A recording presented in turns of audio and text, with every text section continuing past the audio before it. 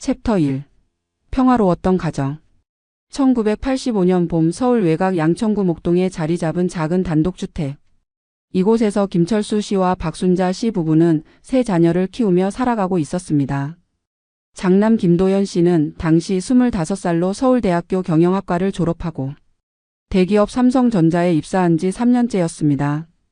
성실하고 책임감이 강한 성격으로 부모님께서 늘 자랑스러워하시는 아들이었죠. 둘째 김미영 씨는 23으로 이화여자대학교 국문학과를 나와 중학교 교사로 일하고 있었습니다. 섬세하고 감성적인 성격이지만 때로는 자신의 의견을 강하게 주장하는 면도 있었어요. 막내 김성호 씨는 20살로 연세대학교 법학과 2학년에 재학 중이었습니다. 형과 누나에 비해 자유분방한 성격이었지만 머리가 영리해서 부모님의 기대를 받고 있었죠. 김철수 씨는 용산구에서 작은 플라스틱 제품 제조 공장을 운영했습니다. 직원 15명 정도의 작은 규모였지만 성실한 경영으로 꾸준히 성장하고 있었어요. 새벽 5시에 일어나 밤늦게까지 일하는 것이 일상이었습니다.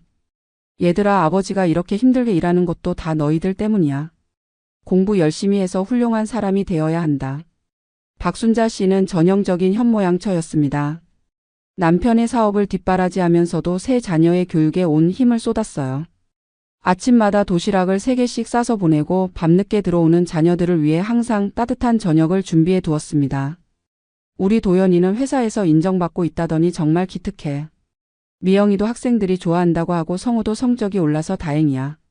명절이 되면 집은 더욱 따뜻해졌습니다. 온 가족이 모여 떡국을 끓여 먹고 윷놀이를 하며 웃음꽃이 피었어요. 도연 씨는 부모님께 용돈을 드리고 미영 씨는 어머니를 도와 음식을 준비했습니다. 성호 씨는 분위기 메이커 역할을 하며 가족들을 웃게 만들었죠. 철수 씨의 공장은 80년대 말 경제 호황과 함께 크게 성장했습니다.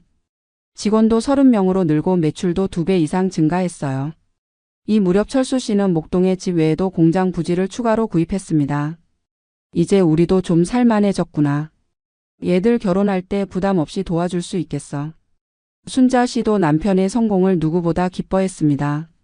하지만 여전히 검소한 생활을 유지하며 저축에 힘썼어요. 90년대 초 도연 씨가 회사 동료와 결혼을 발표했습니다. 상대는 같은 대학교 출신의 우수한 여성이었어요. 철수 씨 부부는 장남의 결혼을 위해 아낌없이 지원했습니다. 도연아, 내가 우리 집 대들보야. 집안 대대로 물려줄 게 별로 없지만 성실하게 살아온 우리 정신만큼은 이어받아라. 미영 씨도 94년에 같은 교사인 남편과 결혼했습니다. 두 사람 모두 교사여서 경제적으로는 안정적이었지만 그리 풍족하지는 않았어요. 특히 아이들이 태어나면서 생활비 부담이 커졌습니다. 성호 씨는 법학과를 졸업한 후 사법고시에 도전했습니다. 몇 번의 실패 끝에 98년에 합격하여 판사가 되었어요. 늦은 나이인 33세 결혼했지만 안정적인 직업을 가진 덕분에 부모님의 걱정을 덜어드릴 수 있었습니다. 2000년대에 들어서면서 철수 씨의 사업도 안정기에 접어들었습니다. 중국 제품과의 경쟁이 심해졌지만 품질과 기술력으로 꾸준한 수익을 올리고 있었어요. 이 시기에 철수 씨는 목동 집을 크게 리모델링했습니다. 이제 손자 손녀들이 놀러와도 넓게 쓸 수 있겠구나. 세 자녀 모두 결혼해서 각자의 가정을 꾸리자 부모님은 더욱 뿌듯해하셨습니다. 명절마다 온 가족이 모이면 10명이 넘는 대가족이 되었어요. 도연 씨는 회사에서 차장으로 승진했고 미영 씨는 교감 승진을 앞두고 있었습니다. 성호 씨는 판사로서 인정받으며 순탄한 공직 생활을 하고 있었어요. 우리 자식들 다 잘 되어서 정말 고맙다. 이제 우리도 마음 편히 늙어갈 수 있겠어. 철수 씨와 순자 씨는 황혼기를 맞아 여행도 다니고 취미생활도 즐기며 평온한 노후를 보내고 있었습니다. 하지만 그들은 몰랐습니다. 자신들이 평생 모은 재산이 훗날 사랑하는 자식들 사이에 깊은 갈등의 씨앗이 될 것이라는 사실을. 챕터 2. 갈등의 불씨. 2010년 가을 박순자 씨가 갑자기 쓰러졌습니다. 평소 건강했던 어머니였기에 가족들에게는 청천벽력 같은 소식이었어요. 어머니, 정신 차리세요. 응급실로 실려간 순자 씨는 뇌출혈 진단을 받았습니다. 큰 수술을 받았지만 의식을 되찾지 못했어요. 세 남매는 번갈아가며 병원에서 간병했습니다. 도연 씨는 회사 일을 미루고 어머니 병실에서 밤을 새웠습니다. 어머니, 제가 장남인데 제대로 챙겨드리지 못해 죄송해요. 깨어나시면 더 잘해드릴게요. 미영 씨는 눈물을 흘리며 어머니의 손을 잡고 있었습니다. 엄마, 우리 딸이 벌써 중학생이 됐어요. 손녀가 이렇게 크는 걸 보셔야죠. 성호 씨는 의료진과 상담하며 최선의 치료 방법을 찾아다녔습니다. 다른 병원에서도 한 번 더 진단받아보는 게 어떨까요? 한 달 후 순자 씨는 끝내 의식을 되찾지 못한 채 세상을 떠났습니다. 72년의 생애였어요. 장례식장에는 어머니의 생전 인덕을 그리워하는 많은 사람들이 찾아왔습니다. 아내를 잃은 철수 씨의 충격은 매우 컸습니다. 50년을 함께 산 반려자를 잃은 슬픔에 급격히 몸이 쇠약해졌어요. 얘들아, 어머니 없으니까 아버지도 힘이 없구나. 이제 정말 늙었나 봐. 세 자녀는 아버지를 더욱 세심하게 돌봤습니다. 도연 씨는 주말마다 아버지를 모시고 병원에 다녔고 미영 씨는 반찬을 해다 드렸습니다. 성호 씨는 아버지와 함께 시간을 보내며 대화 상대가 되어 드렸어요. 그런데 어머니가 돌아가신 지 6개월 후 이상한 일들이 일어나기 시작했습니다. 도연 씨가 아버지께 제안한 것입니다. 아버지, 혹시 모르니까 유언장을 써두시는 게 어떨까요? 법적으로 확실하게 해놓으면 나중에 문제가 없을 것 같은데요. 철수 씨는 처음에는 거부했습니다. 무슨 소리야? 아직 죽을 때가 됐나? 그런 건 나중에 생각해보자.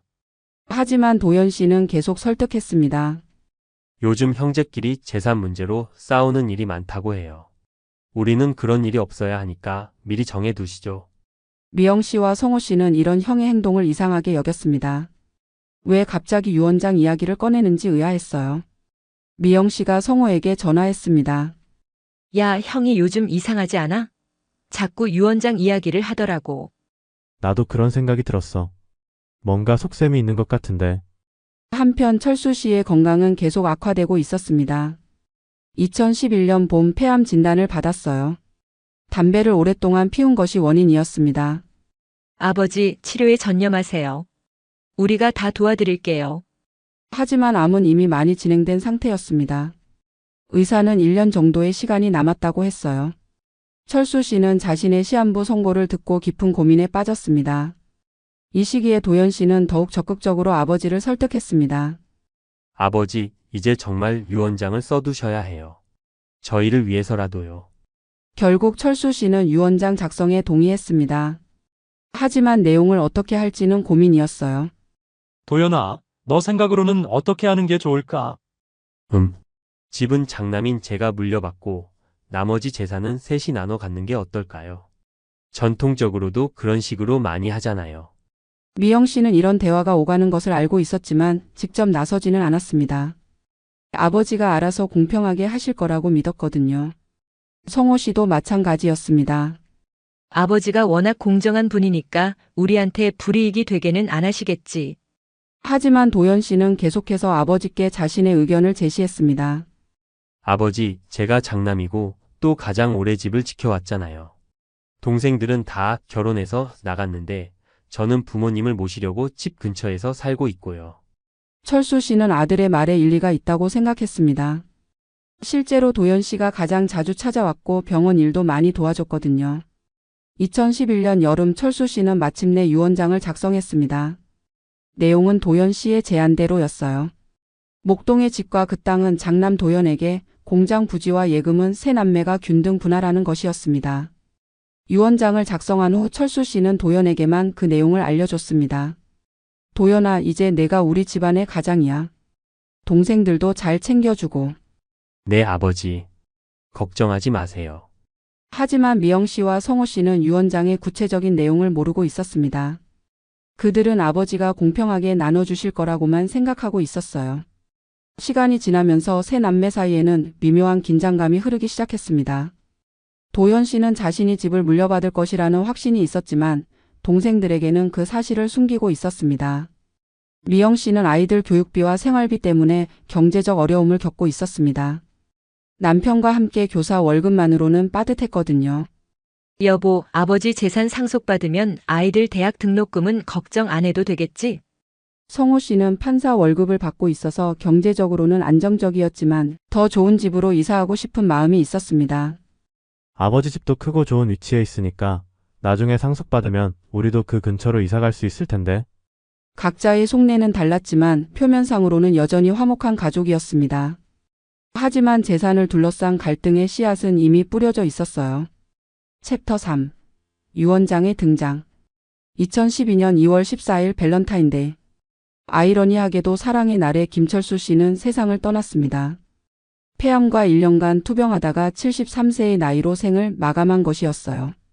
장례식장에는 고인의 인품을 기리는 많은 조문객들이 찾아왔습니다. 공장 직원들, 동네 이웃들, 친척들까지 모두가 철수 씨의 마지막 길을 배웅했어요. 철수 형은 정말 좋은 사람이었는데 너무 일찍 가셨어. 그러게 말이야. 자식들 다 훌륭하게 키워놓고 가시니 그나마 다행이지. 장례식을 마치고 49제까지 모든 절차가 끝난 후 이제 현실적인 문제들을 해결해야 할 시간이 왔습니다. 상속 문제였어요. 3월 어느 화창한 봄날 세 남매는 목동의 부모님 집에 모였습니다. 오랜만에 셋이 함께 모인 자리였지만 분위기는 예전과 달랐어요. 도현 씨가 먼저 입을 열었습니다. 자, 그럼 이제 아버지 유언에 따라 상속 문제를 정리해야겠어. 미영 씨가 물었습니다. 아버지가 유언을 남기셨어? 나는 못 들었는데. 응, 유언장을 써두셨어. 내가 보관하고 있었거든. 성호 씨도 놀란 표정이었습니다. 형, 그런 중요한 걸 왜 혼자만 알고 있었어? 도현 씨는 가방에서 유언장을 꺼냈습니다. 아버지가 나한테만 말씀해 주셨어. 장남이니까 맡아두라고 하시더라고.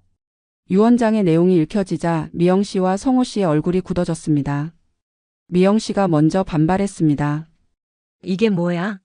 집이 제일 비싼 건데 그걸 형 혼자 가져간다고. 미영아, 이건 아버지의 뜻이야. 나도 어쩔 수 없어. 성호 씨도 화가 났습니다. 형, 정말 아버지가 이렇게 말씀하신 거야? 아니면 형이 아버지한테 그렇게 하라고 한 거야? 야, 그게 무슨 말이야. 내가 언제 아버지를 조종했다고 그래? 미영 씨는 유언장을 다시 자세히 들여다봤습니다. 이 유언장이 정말 법적 효력이 있는 거야? 공증도 안 받았는데? 자필 유언장도 법적 효력이 있어. 성우가 판사니까 더 잘 알 거 아니야. 성호 씨는 유언장을 검토해 봤습니다. 형식적으로는 문제가 없어 보였지만 내용이 마음에 들지 않았어요. 형, 솔직히 말해봐. 아버지한테 이렇게 하라고 유도한 거 아니야? 야, 정말 그런 말 하지 마. 아버지가 장남인 나한테 집을 물려주고 싶어 하셨어. 전통적으로도 그런 거잖아. 미영 씨가 목소리를 높였습니다. 무슨 전통이야? 지금이 몇 년도인데. 요즘엔 다 공평하게 나누는 거야. 그래도 아버지 뜻이니까 따라야지. 우리가 어떻게 할 수 있겠어? 성호 씨는 계산기를 두드려 봤습니다. 형, 이렇게 되면 재산 분배가 너무 불공평해. 집값이 공장 부지와 예금을 합친 것보다 더 비싼데? 그건 뭐 어쩔 수 없는 거 아니야? 아버지가 그렇게 정하신 건데. 미영 씨는 눈물을 흘리기 시작했습니다. 형, 우리가 아버지를 덜 사랑했다고 생각해? 나도 어머니 돌아가시고 나서 매일같이 반찬 해다 드렸는데. 미영아, 그런 게 아니야. 나도 억울하지만 어쩔 수 없잖아. 성호 씨가 단호하게 말했습니다. 형, 나는 이 유언장 인정 못해. 뭔가 이상해. 뭐가 이상하다는 거야? 아버지가 평생 공평을 강조하셨는데 이렇게 불공평하게 유언을 남기실 분이 아니야. 분명 형이 뭔가 했을 거야. 도현 씨는 화를 냈습니다. 야, 내가 아버지한테 뭘 했다고 그래? 나는 아버지 말씀대로 하는 것뿐이야.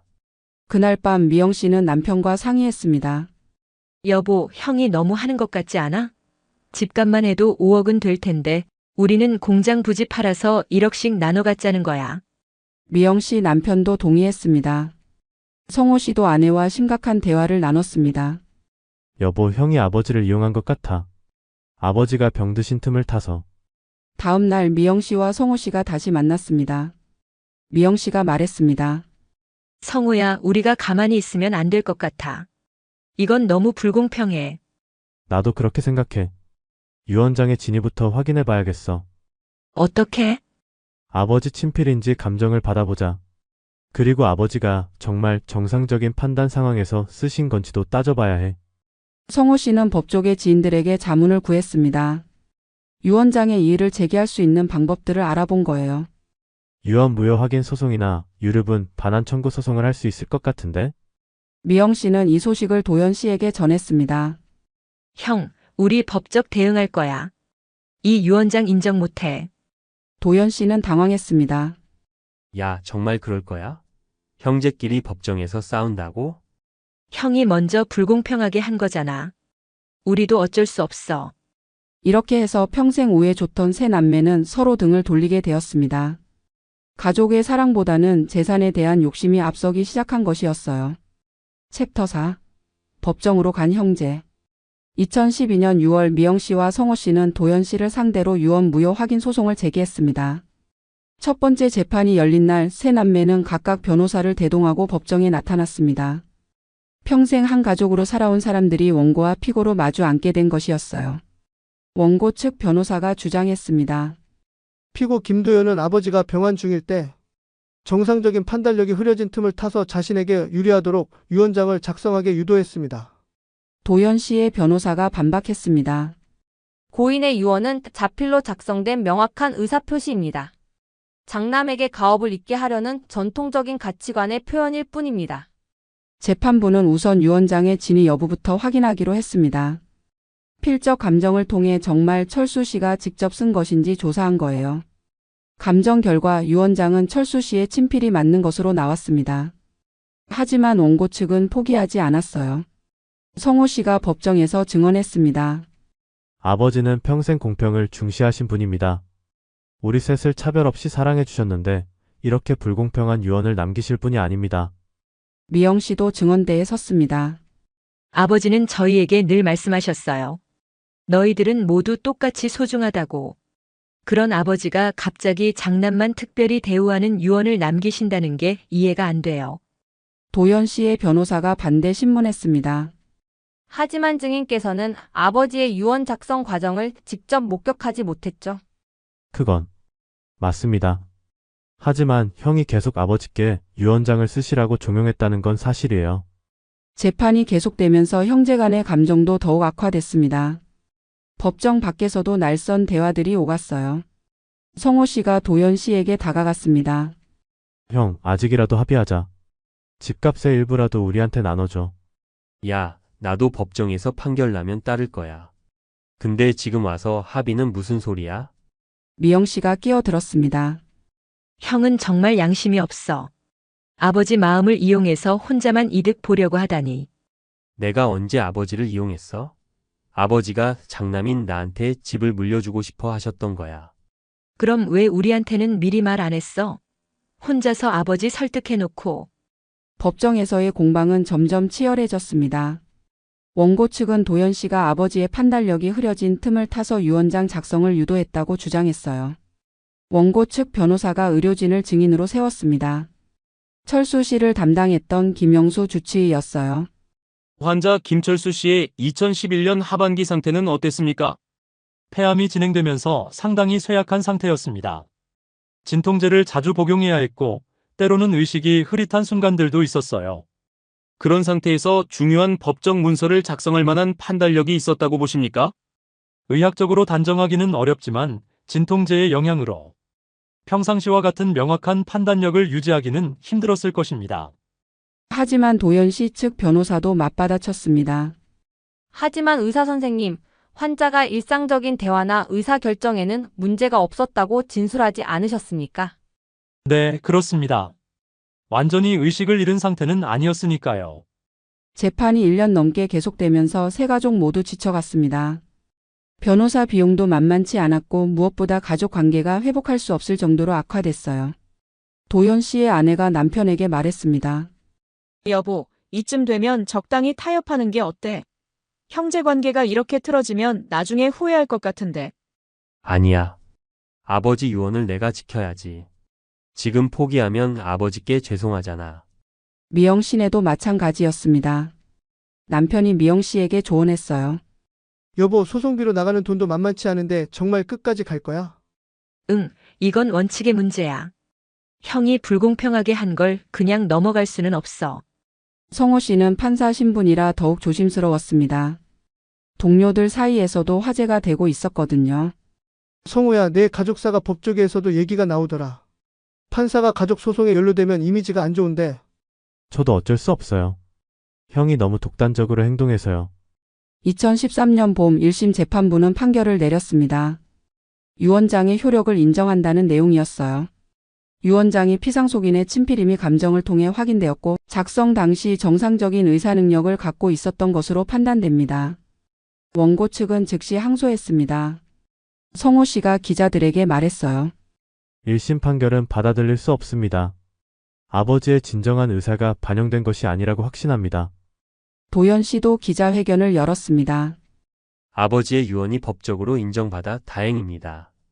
이제 동생들도 아버지 뜻을 받아들이길 바랍니다. 하지만 항소심도 1심과 같은 결과였습니다. 2014년 가을 대법원에서도 상고를 기각하면서 도연 씨의 승리로 확정됐어요. 최종 판결이 나온 후 세 남매는 법정 앞에서 마지막 대화를 나눴습니다. 성호 씨가 먼저 말했습니다. 형, 법적으로는 형이 이겼지만 형제로서는 실망이야. 미영 씨도 눈물을 흘리며 말했습니다. 형, 이제 우리는 남남이야. 다시는 연락하지 마. 도연 씨는 아무 말도 하지 못했습니다. 승소했지만 전혀 기쁘지 않았거든요. 가족을 잃고 얻은 승리였으니까요. 이렇게 해서 2년여에 걸친 법정 공방이 끝났습니다. 하지만 진짜 비극은 이제부터 시작이었어요. 챕터 5. 남은 것들. 2015년 새해 도연 씨는 목동의 큰 집에서 혼자 떡국을 끓여 먹었습니다. 예전 같으면 온 가족이 모여 북적였을 명절이지만 이제는 쓸쓸함만 가득했어요. 아내가 동생들에게 연락해보자고 제안했지만 도연 씨는 법정에서 그렇게 대한 상황에서 자신의 연락을 받아줄 리 없다며 고개를 저었습니다. 실제로 미영 씨와 성호 씨는 형과의 연락을 완전히 끊었습니다. 전화번호도 차단했고 공통된 지인들 모임에도 나가지 않았어요. 미영 씨는 친구들에게 자신에게는 형이 없으며 그런 사람은 가족이 아니라고 말했습니다. 성호 씨도 마찬가지로 형이라고 부르기도 싫고 그냥 남이라고 했습니다. 도연 씨는 법적 승리를 얻었지만 실제 상속 과정에서 예상치 못한 문제들이 생겼습니다. 공장 부지와 예금을 동생들과 나눠야 했는데 그들이 협조하지 않았거든요. 공장 부지 매각 동의를 요청했지만 미영이는 전화도 받지 않았고 성호는 아예 변호사를 통해서만 연락하겠다고 했습니다. 상속 절차는 생각보다 복잡했습니다. 공동 소유가 된 재산들을 분할하려면 모든 상속인의 동의가 필요했는데 감정이 상한 동생들은 비협조적이었어요. 결국 또다시 법적 절차를 거쳐야 했습니다. 재산 분할 청구 소송이었죠. 또 다른 법정 공방이 시작된 것이었어요. 한편 미영 씨는 교사 생활을 계속하면서도 마음의 상처를 달래지 못했습니다. 동료들이나 학부모들 사이에서 가족 소송 이야기가 나올 때마다 얼굴이 화끈거렸어요. 미영 선생님 집안이 유산 소송으로 유명해졌다는 말들을 들을 때마다 미영 씨는 괴로워했습니다. 자신의 의지였지만 결과적으로는 가족의 명예에 먹칠을 한 셈이었거든요. 중학생 딸이 왜 큰아버지랑 싸우는지 친구들이 우리 집이 법정에서 싸웠다고 하는데 왜 그런지 물어봤지만 미영 씨는 어른들 문제니까 신경 쓰지 말라고 답변하기 어려워했습니다. 성호 씨도 판사로서 곤란한 상황에 처했습니다. 가족 간 상속 소송에 연루된 판사라는 점이 법조계에서 좋지 않은 시선으로 보였거든요. 동료들이 집안일 때문에 힘들겠다며 판사가 가족 소송에 얽혀 있다는 시선이 부담스러워 성호 씨는 승진에도 영향을 받을까봐 걱정했습니다. 2016년 재산분할 소송도 결국 마무리됐습니다. 공장 부지는 매각되어 현금으로 분할됐고 예금도 3등분 됐어요. 하지만 매각 과정에서 부동산 중개 수수료, 세금, 변호사 비용 등을 제하고 나니 생각보다 많이 남지 않았습니다. 미영 씨가 받은 몫은 약 8천만 원이었습니다. 이것뿐인지 이거 받으려고 형이랑 그렇게 싸웠나 하는 생각이 들었어요. 성호 씨도 같은 금액을 받았습니다. 변호사 비용만 해도 몇 천만 원 나갔는데 정작 받은 건 이것뿐이라고 허탈해했습니다. 도연 씨는 집을 얻었지만 혼자 살기에는 너무 컸습니다. 관리비도 만만치 않았고 무엇보다 곳곳에 가족의 추억이 서려 있어서 견디기 힘들었어요. 아내가 이 집을 팔고 작은 아파트로 이사하자고 제안했지만 도연 씨는 아버지가 물려주신 집이라며 팔 수 없다고 거절했습니다. 시간이 지나면서 세 남매 각자의 삶에도 변화가 생겼습니다. 도연 씨는 회사에서 부장으로 승진했지만 가족 없는 성공은 공허했어요. 동료들이 회식 자리에 가족분들도 모시자고 제안할 때마다 도연 씨는 그냥 넘어가겠다며 거절했고 이런 상황이 초라하게 느껴졌습니다. 미영 씨는 교감으로 승진했지만 집안 분위기는 어두웠습니다. 형과의 갈등이 가정에도 영향을 미쳤거든요. 딸이 엄마가 요즘 왜 이렇게 예민한지 작은 아버지 얘기만 나와도 화내는 이유를 묻자 미영 씨는 미안함을 느꼈습니다. 자신의 감정이 아이에게까지 전해지고 있었던 것이에요. 성호 씨는 결국 지방 법원으로 전보를 신청했습니다. 서울에서는 가족 소송 이야기가 계속 따라다녔거든요.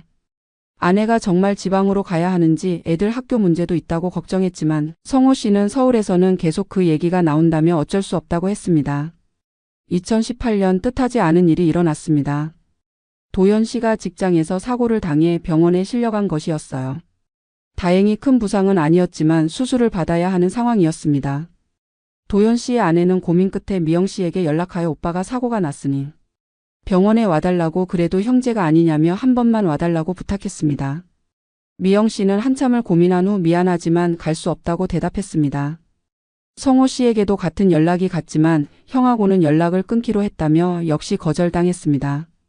도연 씨는 병원 침대에서 이 소식을 들었습니다. 예상했던 일이지만 막상 현실이 되니 너무 쓸쓸했어요. 아내가 괜찮다며 자신이 있다고 위로했지만 도연 씨의 눈가에는 눈물이 맺혀 있었습니다. 2021년 현재 부모님이 돌아가신 지 9년이 지났지만 세 남매의 관계는 여전히 회복되지 않았습니다. 그들이 그토록 원했던 재산은 손에 넣었지만 정작 소중한 가족은 잃어버렸어요.